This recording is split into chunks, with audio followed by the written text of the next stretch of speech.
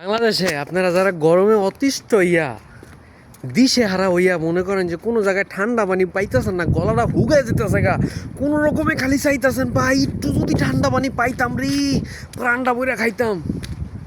ভাই যাগো এই আফসোসগুলো যারা করতেছেন, দয়া করে আর আসিয়া চলে আসেন, দেখতে পারবেন আপনার ফ্রিজ লাগবে না ভাই, শুধুমাত্র বেসিনের থেকে একটু ঠান্ডা পানি খাওয়াবো আপনাকে।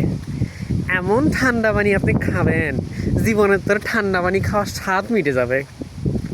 জীবনে এক গ্লাস কোক কয় ডোকে খাইছেন? যারা মাল খায়, ঠিক আছে, আপনারা তো বুঝতেছেন, ওই জিল্লু মাল রে, ওই মাল যারা খায়, আপনারা এক গ্লাস মাল কয় ডোকে খাইছেন ভাই?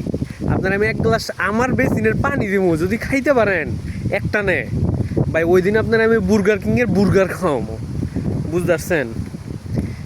যে ঠান্ডা ঠান্ডা বরফ লাগবো না ভাই, আপনার মাল খাইতে হইলে ওই জিল্লু মাল দে, এই সঙ্গে করবেন যে জিল্লু গরম পানি দে, এমন একটা অবস্থা। আপনার বরফ লাগবে না, এমনি এমনি খাইয়া লাইতে পারবেন। সামার চলতেছে ভাই, 14°C সামার চলে। সামার, দিস ইজ সামার ভাই, সামার সামার।